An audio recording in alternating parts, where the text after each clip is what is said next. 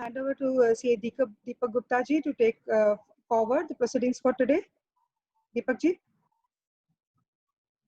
Yes. Yeah. Thank you, C. Ashwini. This topic is quite very interesting, emotional intelligence, like C. Ashwini mentioned. I would today's session will be taken up by Dr. Binu James Mathew. He is quite well known between us. I would just like a brief introduction of Dr. Binu James Mathew. Dr. Binu is an assistant professor and former deputy head academic quality assurance unit at College of Banking and Financial Studies, CBFS, Oman. Dr. Mathew has 25 years of teaching, training and research experience in English language and general management subjects. Previously, he has worked with University of Mumbai and Institute of Management Studies, Mumbai. He was a naval and sub-lieutenant in Mumbai during his tenure with University of Mumbai. Dr. Mathew holds PhD degree from IIT Bombay, MA and MPhil research in English, MBA in customer relationship management. He is certified as a Cambridge University CELTA qualified teacher. Also been a corporate trainer conducting training in general management and soft skills that includes business communication, intelligence and leadership, customer relationship management and teamwork. Has presented papers at several conferences and published his research papers in national and international journals. So I would like to, without wasting too much of time, I would like to hand it over to Dr. Binu to take today's session. Okay, so welcome to this session on emotional intelligence, and in general, it's a topic, and in particular for those, I will address the issues with those who handle money also, for those CAs, those who handle money. Okay, with this introduction, let me go to this. I think you all know what that means, this picture. Am I right? So on one hand, you can see that there is a heart. The other one, as C. Ashwini was mentioning about it, it's a combination of the heart and the brain. Many of the times we use our brain to take our decisions. At the same time, sometimes we fall into you have to consider the heart element also. Or perhaps vice versa. Unknowingly, we take decisions based on our emotions and what is appropriate. Let's have a look at this moment. Okay, first of all, this topic will be covering the emotional intelligence, EI and leadership, and how the emotional intelligence is important for those CAs and how stress is manageable. And towards the end, we'll talk about the emotional intelligence actionable ideas. So the first thing, as it was mentioned in your, in your handouts, in your information, can you go to this website called www.menti.com using preferably your mobile phone and answer the question, why are you attending this EI session? There are options for you to choose from. So it's called www.menti. Yeah, doctor, I had a boss.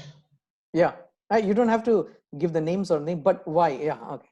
No, I just had, my first boss was one who showed me, he guided my path rather than laid on the path. Oh, guided your path and laid on the path. Okay, great. Like, thank you. Thank you, Suman sir. Anybody else want to share, or nobody had best boss? I don't believe that. I had one boss. Yes. I had one boss where when we had to go for a meeting. Yeah. So we all one guy is a chartered accountant, one guy is IIT, and this one. So when we entered in the meeting, he just told us, just now I finished with one donkey, the other 4 donkeys have come.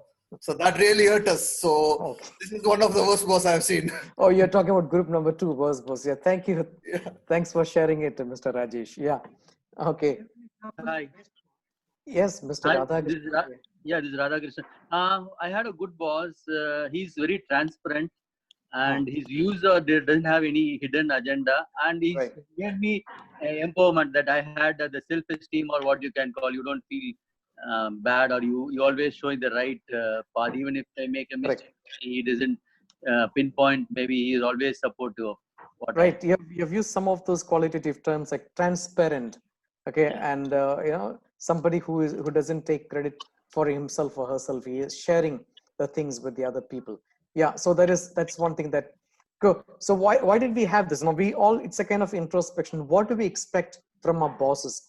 Now your bosses, most of your bosses, if people are working under you, if I ask your subordinates, where will they categorize you? Group 1 or group 2?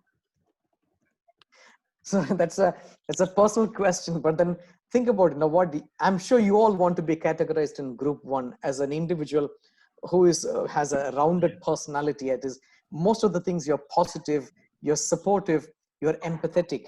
Those things which are this part, what it is.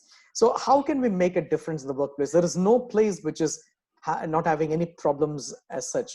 Every place has its own problems, but if you can be a part of the solution instead of a problem, even when you go to your boss, don't just present the problems alone. Go with some suggestions, go with the options that would be better appreciated by the boss, because every emotion that we have is translated to our thoughts, and those thoughts will lead to your behavior, and the behavior will lead to the performance and the outcomes of it. So the first thing is to control our emotions about it, because it will definitely influence our performance, and it will have repercussions of the rest of your life. Okay, these are some Einstein's quotes which I found. The value of achievement lies in achieving a person who never made a mistake, never tried anything new. So these are some of the things. Now, I wanted you to see this video. Hopefully the audio will work as well. I'll pause it after half a minute so that you're sure the audio works.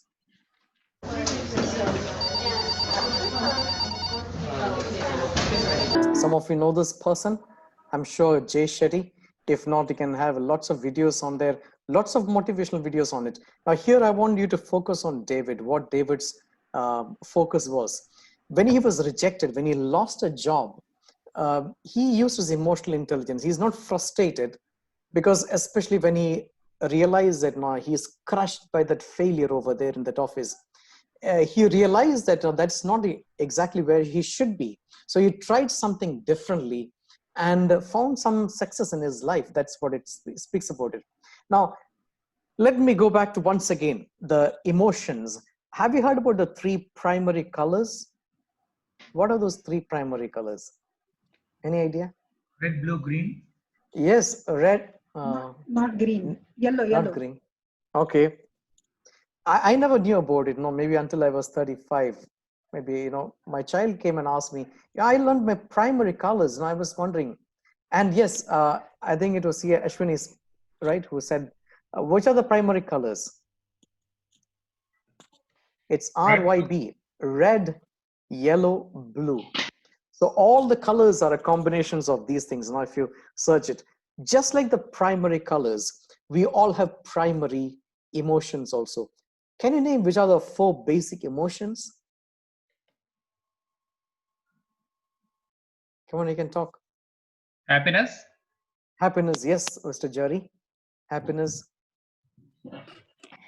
Sadness. Mr. Sumant, sadness, okay. Excitement. Yeah, Mr. Jerry, excitement. Yeah, okay. Excitement is for basic fundamentals. Excitement, it could be, you know, happiness. Maybe anger. Yes, definitely anger. Okay. Fear. Fear.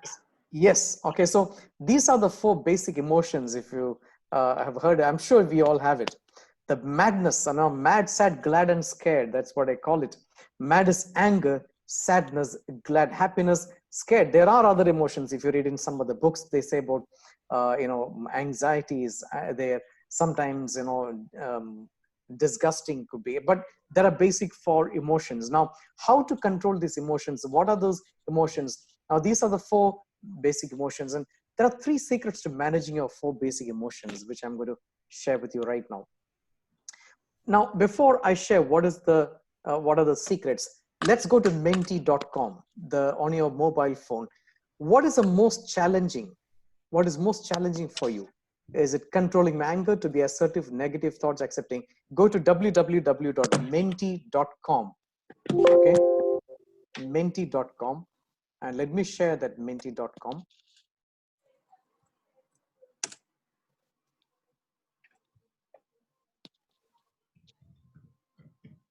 Okay, here we go on menti.com. The code is 562494 on menti.com. Oh, one person has entered. It's 100. There are what 4 is the code options. again? I'm sorry? Code? What is the code? It's written on top, 562494. 562494. You can see the live recording also here. 6 people have so far entered. What is the most challenging for you? Negative thoughts, controlling my anger, to be assertive, accepting failure.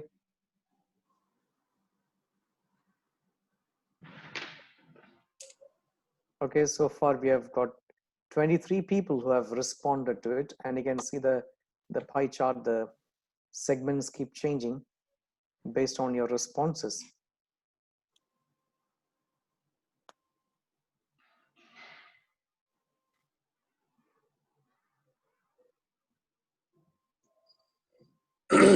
Okay, so 28, let's stop over there. So 28 people have responded to it, and you can see that 29 people, you can see that the majority said, the 40% is saying that to be assertive, that's the largest segment here in this. What's most challenging for you? The second one is negative thoughts and controlling my anger.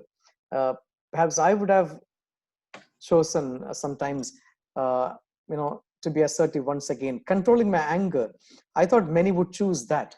It seems you are all very calm and composed when it comes to situations of emotional distress. You control your anger quite well, I believe, because towards the end of the session now, I'm giving you a self-assessment questionnaire for you to take away.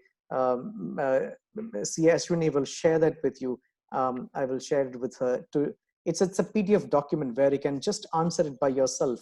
There are a few questions, battery of questions, where you see which part of an emotional intelligence which is stronger for you and which are the areas that you can improve upon it. Anyway, so 36 people have responded. Thank you so much for your response. So the most important thing is to be assertive. That's what we find here.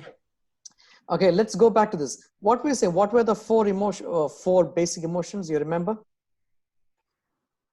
Mad, sad, yes, glad, and scared. Yes, mad, sad, glad, and the last one? Scared. The last one? Scared. So these are the 4 basic emotions. So let's see these 4 basic emotions and 3 secrets to control it. Secret number 1, know what triggers our emotions. If it is anger, what exactly specifically triggers? For example, if some students come late for the class or a meeting, I may not like it. That's a trigger for me. It's like pushing a button on me. So that is something which triggers. Know exactly what kind of an action, what actually triggers our emotions, because emotions will actually lead to your thoughts. So the first thing is to know exactly what triggers our actions. The second one is how do the feelings manifest in you. What are those feelings? Recognize your feelings. It can be a physical symptom. When this happens, what happens to me? What comes to me? What happens to my physique, by my mind? Am I talking differently? Is my body language different? Am I being negative in it? The second one is to control these things. The third one is how do you manage your emotions?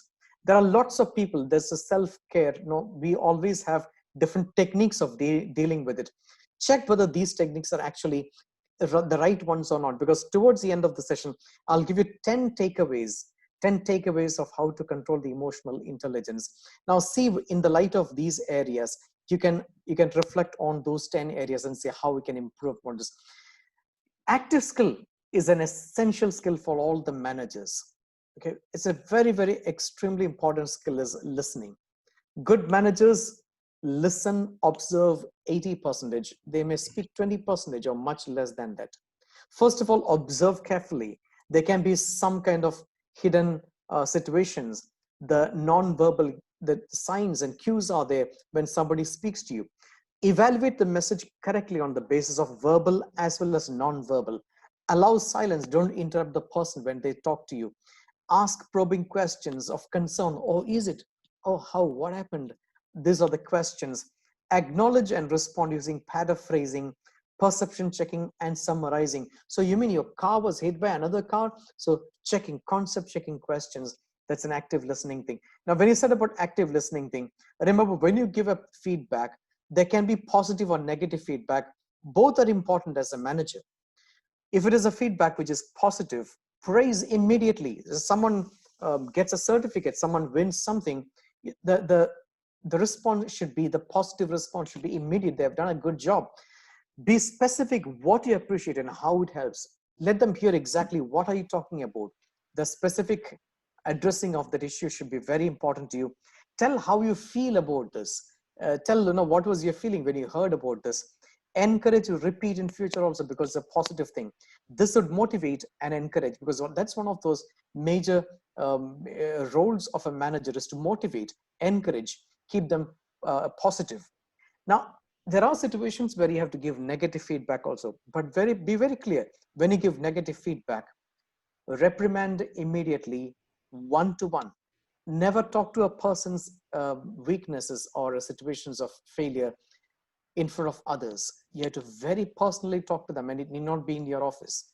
You can come out of your office desk, because office desk creates, in body language they call it as, it creates the official dumb, when you sit across the desk. Come out of the desk, talk to him. And when you, it should be a, I'm sorry, there is a spelling mistake over there, reprimand. Okay, correct. That's right. So when you talk to the person, come out of the table and speak to them on a personal one-to-one experience and sharing of the experience, and be very specific. Just like you said about the positives, be specific to what kind of weaknesses you're talking about. Speak only the behavior and not the person. That's very, very important, whether it is your colleague, your co-worker, your subordinate, or even to your children. Tell about the negative behavior, the act upon which is a concern, and not the person. Don't abuse the person completely. You tell this particular behavior was a concern to you. Describe how you feel that this happened, and give some silence for the other person to speak about it. Reaffirm that you will think well of them and not of the behavior in that situation. You know that you have been doing all these things, but this particular issue, it's some of the areas that you need to improve. Be very specific to the. So it's very important as a manager to give both positive and feedback. Positives can be in front of others because they would like to hear that. Adulation is very, very important. Whereas negatives can be very personal because you want them to improve. Because if you tell others, or if you name and shame them in front of others, they won't improve. Okay, they will be more resisting to that particular situation. That's what most often happens. Okay, giving constructive feedback. Now we are going to have a small activity also soon after this. When you give constructive feedback, start with when you do that, when you describe the behavior without judgment. When you do this, I feel it, and because so use this words, because it's very important to express your words, the feelings, and starting with when you. Okay, pause for the discussion. I would like, because what do you think about it? Ask the person to respond to this. What do you think about it? Okay, so giving constructive feedback. When you are late for team meetings, I get angry, and because I think it is a waste of time and pause for discussion, I would like you to consider, because that way we can be more productive at that time. So what do you think? So words are very important. How constructive you give the feedback, it's very important for the person's change. Because in a face-to-face situation, verbal and non-verbal communication, you know that body language is much louder than words. You know how much is body language when compared to words in a face-to-face situation, in by percentage? How much is it? Any idea? Around 80%. Yes, much above that. Yes, thank you for that. At least 80%. 93% of our face-to-face communication is conveyed non-verbally, and these are the segments. 55% is body language. Vocal is 38%. Only 7% is words by itself. So you can imagine the a lion's share of our communication is conveyed by other means other than words. If I'm saying to you, oh, I'm sorry. Now, does it sound sorry to you? Certainly not. Because here I'm more arrogant to you. I'm actually creating, it's like abusing you by saying sorry. It's like an insult over injury. So in a face-to-face situation, 93%. Now, what about the telephonic situations? What about on the phone where you can't see the person, especially when nowadays, because of this online issues, on the phone, you're communicating with somebody. You know how much is a percentage? Here is again just for the knowledge part of it.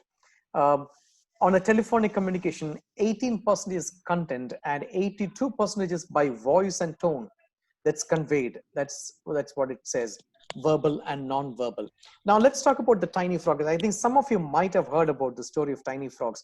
This tiny frogs, the story, there was once a bunch of tiny frogs who arranged a running competition. So the goal was to reach the top of a very high signal tower. And you can imagine tiny frogs, the big crowd had gathered to cheer them.